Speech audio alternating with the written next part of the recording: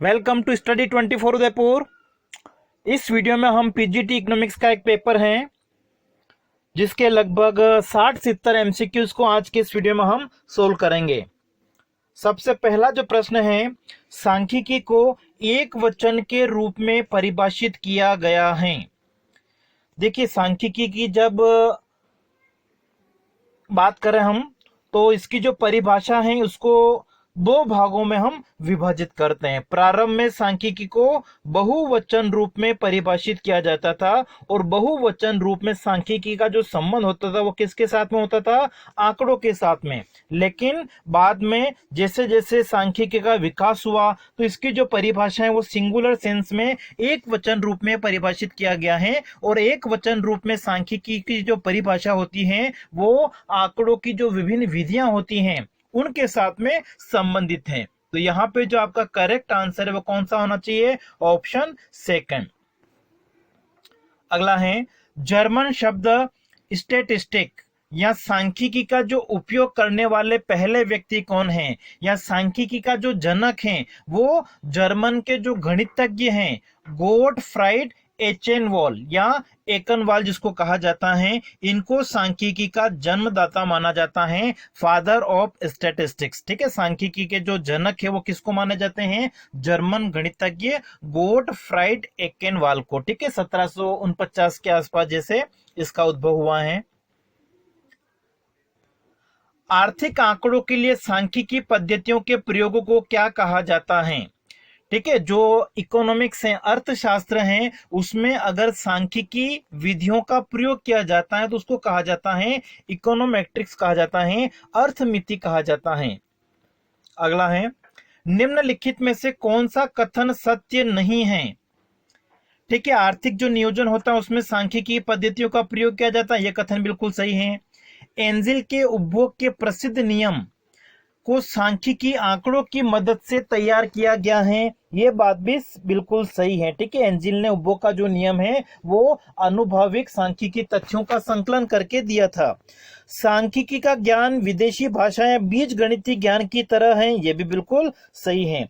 सांख्यिकी पद्धतियां जो होती हैं वो मानवीय गतिविधियों और व्यवहारों के साथ में जुड़ी होती हैं, जबकि यहाँ पे लिखा हुआ है जुड़ी नहीं होती है। ये कथन जो है वो सत्य नहीं है।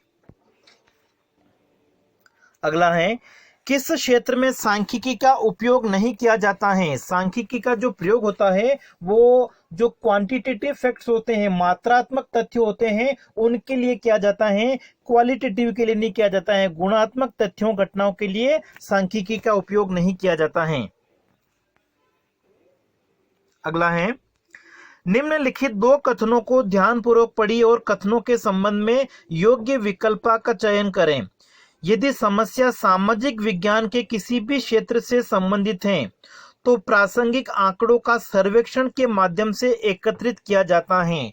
ठीक है, अगर हम कोई भी समस्या सामाजिक विज्ञान के साथ में संबंधित है तो उसको स्पष्ट करने के लिए आंकड़ों को इकट्ठा किया जाता है, सर्वेक्षण के माध्यम से सर्वे किया जाता है। तो ये बात तो बिल्कुल सही है, तो पहला कथन हमारा सत्य है। दूसरा, यदि समस्या भौतिक या प्राकृतिक विज्ञान के साथ में, जो विज्ञान की हम बात करते हैं जैसे कि आपका फिजिक्स हो गया, भौतिक विज्ञान या प्राकृतिक विज्ञान है, तो हम आंकड़ों को क्या करेंगे, किस तरीके से इकट्ठा करेंगे? ऑब्जर्वेशन से, प्रयोगों के माध्यम से, प्रैक्टिकल माध्यम से हम उनको इकट्ठा करते हैं। तो ये दोनों कथन जो है वो यहाँ पे सत्य है। करेक्ट आंसर आपका हो जाएगा ऑप्शन डी, हमारा ए और बी दोनों कथन सही हैं। अगला है, सांख्यिकी जांच के संगठन का हिस्सा कौन सा नहीं है? सबसे पहले जांच किस उद्देश्य के लिए की जा रही है उसको स्पष्ट करना आवश्यक होता है। फिर उसको, इस उद्देश्य को पूरा करने के लिए प्रश्नावली की रचना की जाती है, यह भी सही है। गुणात्मक समस्या का प्रत्यक्ष रूप से अध्ययन नहीं किया जाता है। सांख्यिकी में एक तरह से जो क्वांटिटेटिव होते हैं, मात्रात्मक घटनाएं होती हैं, समस्या होती हैं, उसको प्रत्यक्ष रूप से अध्ययन करते हैं, गुणात्मक का नहीं करते। यहाँ पे आपका करेक्ट आंसर कौन सा हो जाएगा? तीसरा ऑप्शन। अगला देखिए, प्राथमिक आंकड़े एकत्रित करने की निम्नलिखित विधियों में से कौन सी प्रश्नों की एक समूह से जुड़ी हैं जो किसी अन्य व्यक्ति के साथ आमने सामने की स्थिति में पूछे जाते हैं और भरे जाते हैं। तो इसका जो करेक्ट आंसर है वो कौन सा हो जाएगा? शेड्यूल, अनुसूची। जैसे भारत में अगर हम देखें, जनगणना जो होती है उसमें जो प्रगणक होते हैं वो विभिन्न प्रश्नों को लेके हमारे पास में आते हैं और फिर हम जो उनको सूचनाएं देते हैं वो खुद क्या करते हैं, उन सूचनाओं को, उन प्रश्नों को पूरा करते हैं। मतलब ये एक तरह से क्या होती है? अनुसूची विधि होती है। और प्रश्नावली में भी प्रश्नों की सूची होती है, लेकिन इसको डाक के द्वारा जो उत्तरदाता होते हैं उनके पास में भेजा जाता है, जबकि अनुसूची को जो स्वयं प्रगणक होते हैं, जो आंकड़े इकट्ठे करने वाले व्यक्ति होते हैं, वो स्वयं उनको भरते हैं। अगला देखिए, निम्नलिखित में से कौन सा प्रश्नावली का पूर्व परीक्षण करने से साध्य नहीं होता है? तो जब प्रश्नावली का निर्माण किया जाता है तो उसमें हम जो समंक होते हैं, पूरी समग्र को नहीं लेके उसमें से हम क्या करते हैं? कुछ का चयन करते हैं। तो सर्वेक्षण की जाने वाली जनसंख्या को पूर्णतः सम्मिलित नहीं किया जाता है, उसमें से कुछ इकाइयों को चयन करके और उनके पास में प्रश्नावली को भेजा जाता है। अगला है, अधिकांश सांख्यिकी विश्लेषण जो होता है उसमें हम क्या करते हैं? जो सेकेंडरी डेटा होते हैं, द्वितीयक आंकड़ों का प्रयोग ज्यादा किया जाता है। अधिकांश जो विश्लेषण होता है उसमें सेकेंडरी डेटा मतलब पहले से किसी व्यक्ति या संस्था के द्वारा जो आंकड़े इकट्ठे किए होते हैं उन आंकड़ों का प्रयोग करके अधिकांश निष्कर्ष जो है वो निकाले जाते हैं। तो सेकेंडरी डेटा का उपयोग ज्यादा होता है। अगला है, भारत में पहली जनगणना किस वर्ष आयोजित की गई? देखिए इंपॉर्टेंट क्वेश्चन है। पहली जो जनगणना है वो आयोजित की गई थी 1872 में, ठीक है। लेकिन सिस्टोमेटिक तरीके से अगर हम देखें तो वो स्टार्ट हुई थी 1881 में, ठीक है। तो यहाँ पे एक बस ऐसे ही पूछा हुआ है कि पहली जनगणना जो है वो लॉर्ड मेयो था उसमें शायद, तो उसमें आयोजित की गई थी। तो 1872 ये आपका आंसर सही हो जाएगा इसमें। और 1881 में जो जनगणना हुई थी उसके बाद में प्रत्येक 10 वर्षों में भारत में जनगणना जो है वो करना स्टार्ट किया गया था। फिर यहाँ पे भी हमको दो कथन दे रखे हैं। पहला कथन है, जनगणना की डे फैक्टो पद्धति के तहत एक निश्चित तिथि तय की जाती है जब जनगणना को अंतिम रूप दिया जाता है। कानूनी तरीके से एक तरह से ये बिल्कुल सही है। भारत में 1941 की जनगणना के बाद जनगणना में डे फैक्टो पद्धति को छोड़ दिया गया था और 51 की जनगणना से नई विधि शुरू की गई। नहीं, ठीक है, 1951 की जो जनगणना थी उसमें भी डे फैक्टो पद्धति को नहीं छोड़ा गया था। तो पहला कथन यहाँ पे सत्य है, लेकिन दूसरा हम कह सकते हैं असत्य है। तो यहाँ पे आपका आंसर तीसरा नंबर वाला। अगला देखिए, भारत में राष्ट्रीय नमूना सर्वेक्षण का पहला दौर NSSO की बात कर रहे हैं, तो इन्होंने सामाजिक और आर्थिक सर्वेक्षण का जो कार्य है बड़े स्तर पर वो NSSO के द्वारा किया जाता है। 1950 में इसको स्थापित किया गया था। ऑप्शन आपका फर्स्ट इसमें करेक्ट होगा। अगला है, निम्नलिखित में से कौन सा स्थानीय औसत है?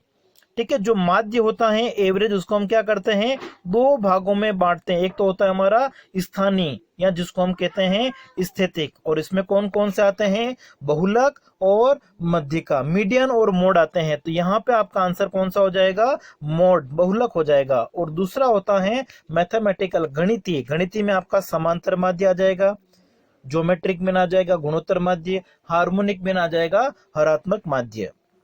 तो यहाँ पे आपका बहुलक आंसर सही हो जाएगा।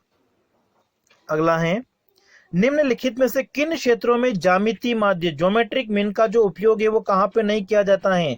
औसत अनुपात प्रतिशत में किया जाएगा। सूचकांक संख्याओं का जो औसत होता है उसमें भी हम ज्योमेट्रिक मीन का प्रयोग करते हैं, ज्यामितीय माध्य का प्रयोग करते हैं। जहां छोटे सामान को अधिक वजन दिया जाता है, ज्यादा महत्व दिया जाता है, बड़े को कम महत्व दिया जाता है, वहां पे भी हम ज्यामितीय माध्य का प्रयोग करेंगे, ज्योमेट्रिक का। एक निश्चित अवधि के दौरान दिए गए मूल्य में तेजी से अगर वृद्धि हो जाए या एकदम अगर कमी हो जाती है तो वहां पे हम ज्योमेट्रिक मीन का यूज नहीं करेंगे। तो ऑप्शन आपका डी। अगला देखिए, निम्नलिखित में से कौन सा कथन हरात्मक माध्य, हार्मोनिक मीन के बारे में सत्य है? ठीक है, हार्मोनिक मीन, हरात्मक माध्य क्या होता है? जो भी हमारे पास में मूल्य होते हैं उसका हम रेसिप्रोकल कर लेते हैं, ठीक है, और फिर उसका अगर हम एवरेज निकालते हैं तो वो हमारे पास में क्या आ जाता है, हरात्मक माध्य आ जाता है। तो जब प्राप्त किए जाने वाले परिणामों के लिए अपनाए जाने वाले माध्यम समान होते हैं तो ये हार्मोनिक मीन जो है वो क्या होगा, सही परिणाम देगा। अगला है, मानक विचलन की तुलना में अत्यधिक वस्तुओं के मूल्य से औसत विचलन कम प्रभावित होता है। ठीक है, अत्यधिक वस्तुओं की जो कीमतें होती हैं उससे मानक विचलन को अपन इंग्लिश में कहते हैं स्टैंडर्ड डेविएशन, और स्टैंडर्ड डेविएशन की तुलना में जो औसत विचलन होता है मीन डेविएशन वो कम प्रभावित होता है। तो यहाँ पे पहला कथन बिल्कुल सही है। दूसरा है कि मानक विचलन के तहत, स्टैंडर्ड डेविएशन के तहत एक श्रृंखला में जो मद हैं उनका उनके समांतर मध्यक से जो विचलन है उन वर्गों का योग न्यूनतम होता है। मतलब जो हम सबसे पहले dx निकालते हैं स्टैंडर्ड डेविएशन में, मानक विचलन में, प्रमाण विचलन में, वो कैसे निकालते हैं, x माइनस एक्स बार करके, फिर इनका हम वर्ग निकालते स्क्वायर कर देते वो हो जाता है dx स्क्वायर, फिर इसकी टोटल करके तो जो टोटल आएगी सिग्मा dx स्क्वायर जिसको हम कहते हैं वो एक तरह से क्या होती है, मिनिमम होती है, न्यूनतम होती है। तो यहाँ पे दोनों कथन जो लिखे हुए वो सत्य हैं। ठीक है, ऑप्शन हमारा फर्स्ट। अगला देखिए, लोरेंज वक्र और समान वितरण रेखा के बीच के क्षेत्र को क्या कहा जाता है। ठीक है, लोरेंज वक्र हम इस तरीके से बनाते हैं जिसमें एक्स अक्ष पर हम क्या करते हैं, जो व्यक्ति होती हैं उनकी व्यक्तियों की संचयी प्रतिशत लेते हैं, और ये हमारी एक समान वितरण रेखा होती है।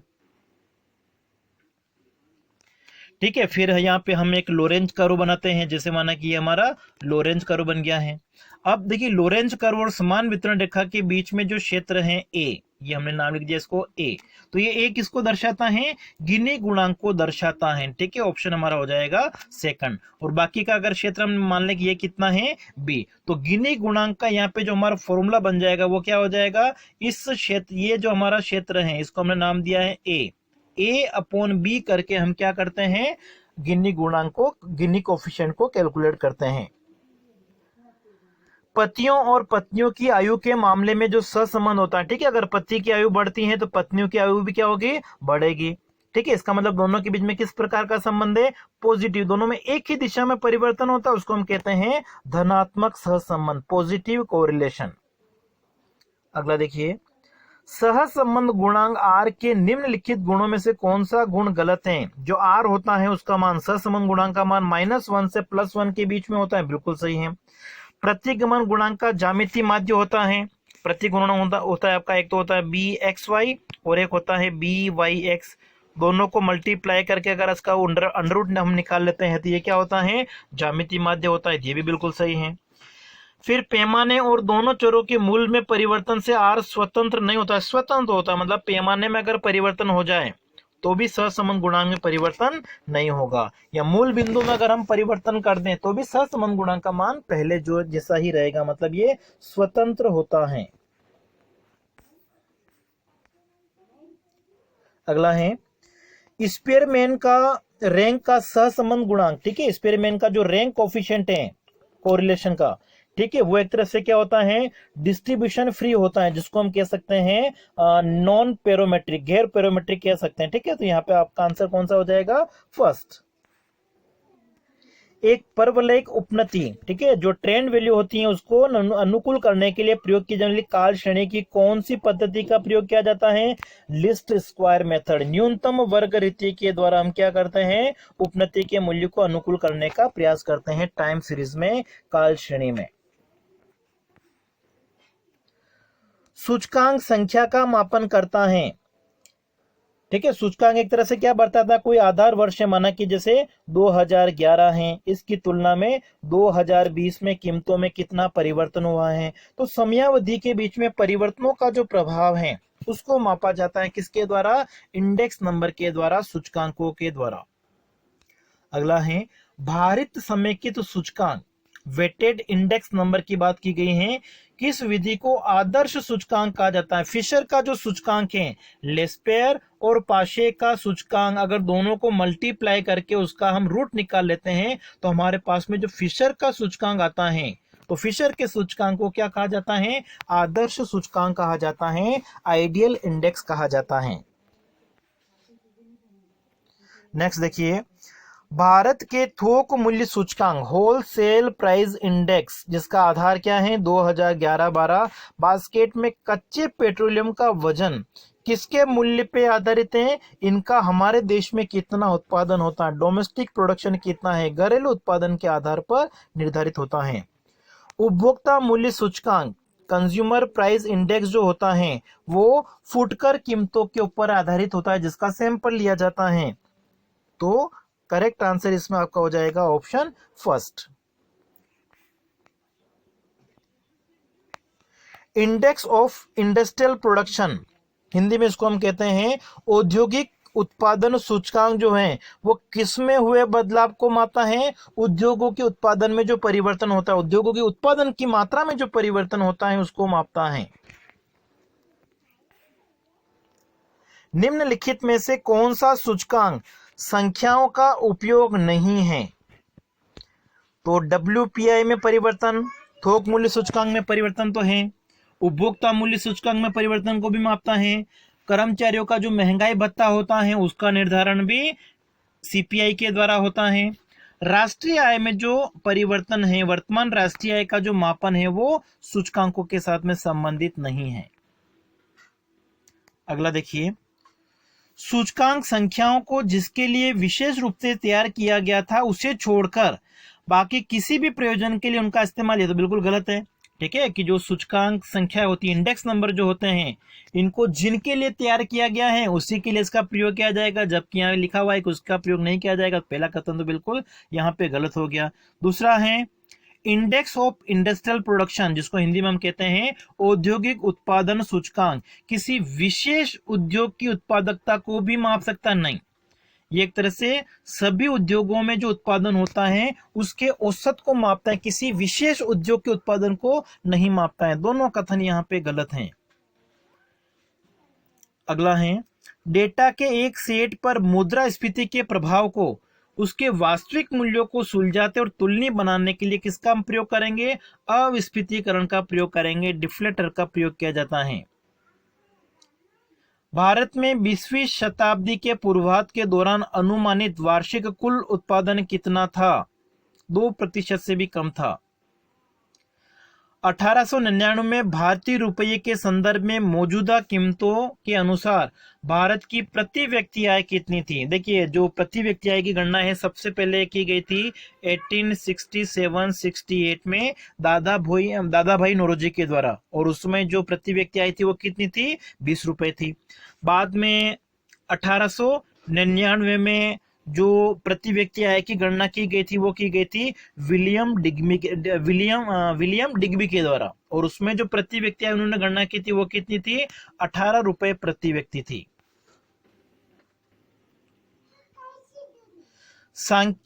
आर्थिक सांख्य शास्त्री एंगस मेडिसन के अनुसार 1600 से 1870 के दौरान भारतीय अर्थव्यवस्था के प्रति व्यक्ति विकास का प्रतिशत कितना था? कोई प्रति व्यक्ति विकास नहीं था। अगला देखिए, कौन सी भारतीय पंचवर्षीय योजना स्थिरता और आत्मनिर्भरता को बढ़ावा देने के साथ विकास के विचारों पर विशेष ध्यान देने के लिए गाडगिल रणनीति पर आधारित कौन सी नीति थी? चौथी जो हमारी पंचवर्षीय योजना थी वो गाडगिल फार्मूले के ऊपर आधारित थी। फिर है, भारत में गरीबी हटाओ गरीबी उन्मूलन का जो नारा है उसका संबंध किसके साथ में है? छठी पंचवर्षीय योजना के साथ में है।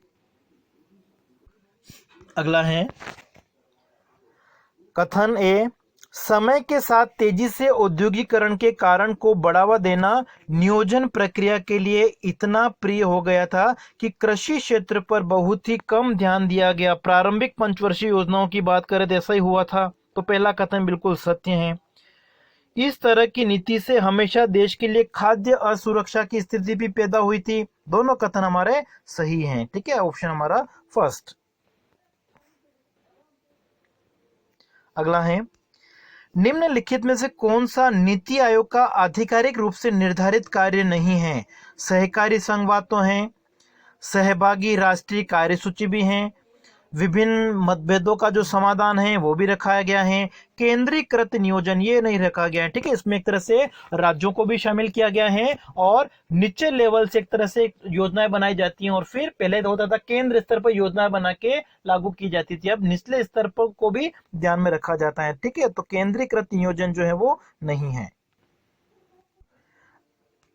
नेक्स्ट, भारत में कृषि में हरित क्रांति ग्रीन रिवॉल्यूशन का मुख्य वास्तुकार, हरित क्रांति के जो जनक है भारत में किसको कहा जाता है? Doctor MS. स्वामीनाथन को। और हरित क्रांति जो है प्रारंभ हुई थी 1966-67 से।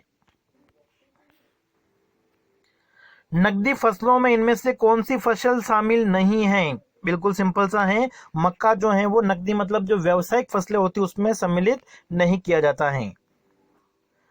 भारत में कृषि का विकास क्यों कम हुआ है? क्योंकि अधिकांश जो कृषि है वो किसके ऊपर आधारित है? मानसून के ऊपर निर्भर है। ऑप्शन हमारा फर्स्ट। निम्नलिखित में से कौन सा जलवायु स्मार्ट कृषि CS नीति का उद्देश्य नहीं है? जलवायु परिवर्तन के तहत खाद्य सुरक्षा को रद्द करना ये उद्देश्य नहीं है।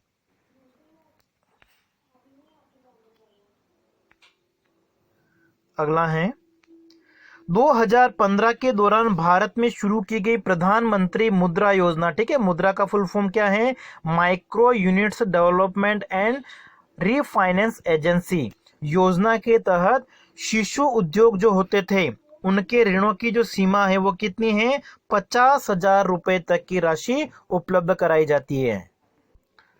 नेक्स्ट, कथन ए, 1991 में भारत में शुरू किए गए आर्थिक सुधारों में निजी क्षेत्र पर अधिक जोर दिया गया था। 1991 से पहले की अगर नीतियां देखें हम भारत की तो उसमें सार्वजनिक क्षेत्र को महत्व दिया जाता था, लेकिन 91 में जो आर्थिक सुधार प्रारंभ किए गए थे, LPG की जो नीति प्रारंभ की गई थी, उदारीकरण, वैश्वीकरण, निजीकरण की नीति, ठीक है, तो उसके तहत निजी क्षेत्र के ऊपर जोर दिया गया था। पहला कथन सत्य है। निवेश पर कम लाभ और क्षमता का खराब उपयोग की वजह से सार्वजनिक क्षेत्र में निराशा शुरू हो गई थी। इससे पहले अगर हम देखें तो सार्वजनिक क्षेत्र एक तरह से सक्सेस नहीं हो पाया था। तो दोनों कथन यहाँ पे हमारे सत्य हैं। भारत में 23 जुलाई 1991 में आर्थिक सुधार क्यों शुरू किए गए थे? ठीक है, 91 में भारत में जो आर्थिक सुधार प्रारंभ किए गए थे उस समय अगर हम देखें तो भारत में एक तरह से विदेशी मुद्रा भंडार की कमी हो गई थी। अगले 15 दिनों का हम आयात कर सकते थे, इतना ही हमारे पास में विदेशी मुद्रा भंडार बचा था। तो ये जो वित्तीय संकट की स्थिति उत्पन्न हो गई थी उसको संतुलित करने के लिए भारत ने एक तरह से क्या किया था? आर्थिक सुधारों का जो मार्ग है उसको चुना था। भारत की केंद्र सरकार ने हाल ही में प्रगतिशील दृष्टिकोण शुरू किया और हाल ही में परिवर्तनकारी सुधारों के लिए प्रेरित किया, जिसमें इनमें से किसको शामिल नहीं किया गया है? काले धन की जांच करने के उद्देश्य से विमुद्रीकरण किया गया था, ठीक है, 2016 में किया गया था डीमोनेटाइजेशन। मुद्रास्फीति की दर को लक्षित करने का लक्ष्य रखा गया है। आधार अधिनियम को अधिनियमित किया गया है। फेमा अधिनियम को अधिनियमित करना ये लक्ष्य नहीं है। सुधार अवधि 91 से 2016 में भारत में वास्तविक औसत GDP की जो विकास दर है वो कितनी रही है? 6.6%। अगला है मई 2016 को भारत में गरीब परिवारों को क्या प्रदान करने के लिए प्रधानमंत्री उज्ज्वला योजना, ठीक है, प्रधानमंत्री उज्ज्वला योजना गैस सिलेंडर जो LPG कनेक्शन है उसके साथ में संबंधित हैं। गरीब परिवारों को LPG कनेक्शन देने के लिए 2016 में उज्ज्वला योजना जो है वो प्रारंभ की गई थी। अगला देखिए, मई 2018 तक इलेक्ट्रॉनिक नेशनल एग्रीकल्चर मार्केट E-नाम पोर्टल पर कितने भारतीय राज्य लाइव थे? 2018 का पूछा हुआ है, इसलिए 16 जो राज्य हैं वो शामिल थे। और वर्तमान समय की अगर हम बात करें तो अभी इस पे 18 राज्य और 3 जो केंद्र शासित प्रदेश हैं वो इस ई नाम प्लेटफॉर्म का जो उपयोग कर रहे हैं। ठीक है, ये एक तरह से क्या है, इलेक्ट्रॉनिक ट्रेडिंग पोर्टल है जहां पे किसानों को उनकी उपज का उचित मूल्य मिल सके, इस उद्देश्य के लिए इसको प्रारंभ किया गया था। भारत का कृषि उत्पादन बाजार समिति एपीएमसी अधिनियम 2003 इनमें से क्या नहीं करता है? उपभोक्ताओं को कृषि उपज की प्रत्यक्ष बिक्री की सुविधा प्रदान करता है, अधिसूचित कृषि वस्तुओं की बिक्री बाजार शुल्क प्रदान करता है, बिल्कुल सही है। एपीएमसी द्वारा अर्जित राजस्व से विपणन आधारभूत संरचना का निर्माण किया जाता है। कृषि वस्तुओं के उत्पादन को नियंत्रित करने का जो काम है वो ये नहीं करता है।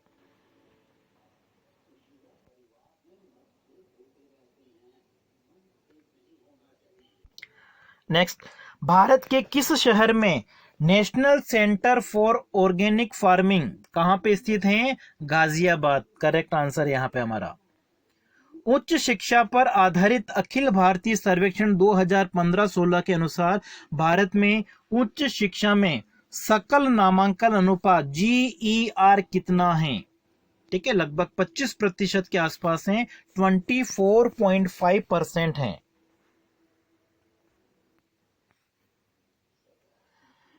भारत में स्मार्ट सिटी मिशन 2015 के तहत किस भारतीय राज्य में सबसे अधिक स्मार्ट शहर निर्धारित किए गए हैं?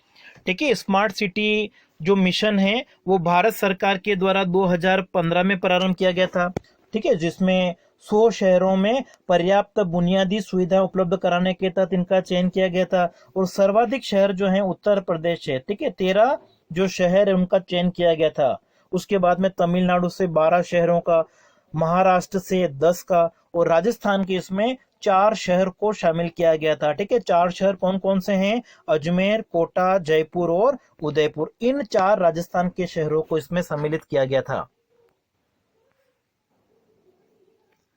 निम्नलिखित में कौन सा सतत आर्थिक विकास का सर्वाधिक योग्य अर्थ है? ठीक है, सतत विकास का मतलब क्या हो गया? जो भावी पीढ़ी की आवश्यकता है वो भी प्राकृतिक संसाधनों का प्रयोग कर सके, उनकी आवश्यकताओं को ध्यान में रखते हुए वर्तमान पीढ़ी की आवश्यकताओं को पूरा करना को हम क्या कहते हैं? सतत विकास कहते हैं। निम्नलिखित में से कौन सी सरकारी कार्यक्रम भारत में जलवायु परिवर्तन के अंतर्गत नहीं आते हैं? राष्ट्रीय ग्रामीण आजीविका मिशन इसके साथ में संबंधित नहीं है। संयुक्त राष्ट्र के संधारणीय विकास लक्ष्य SDG कब लागू किए गए? SDG जो है वो कब लागू किए? जनवरी 2016 से। ठीक है, और इसमें क्या था कि 15 वर्षों में इसके जो भी लक्ष्य हैं, 17 लक्ष्य रखे गए थे। 17 लक्ष्य और उद्देश्य कितने थे? 169 उद्देश्य रखे गए थे जो अगले 15 वर्षों में, ठीक है, अगले 15 वर्षों का मतलब 2016 से 2030 तक इनको हासिल करना था।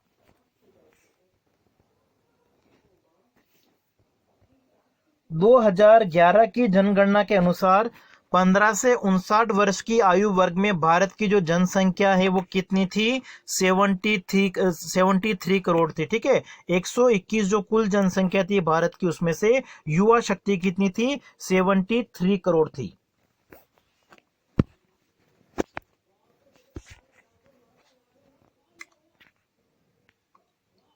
अगला देखिए, संयुक्त राष्ट्र विकास कार्यक्रम UNDP द्वारा तैयार किए गए मानव विकास सूचकांक SDI 2015, ये तो बहुत पुराना है क्योंकि पेपर पुराना है।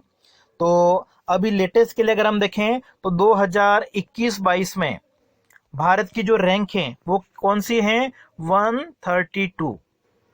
ठीक है, 2021-22 की रिपोर्ट अगर हम देखें तो SDI ह्यूमन डेवलपमेंट इंडेक्स में जो 191 देशों को शामिल किया गया है और उन 191 देशों में भारत की जो पोजीशन है वो कौन सी है? 132।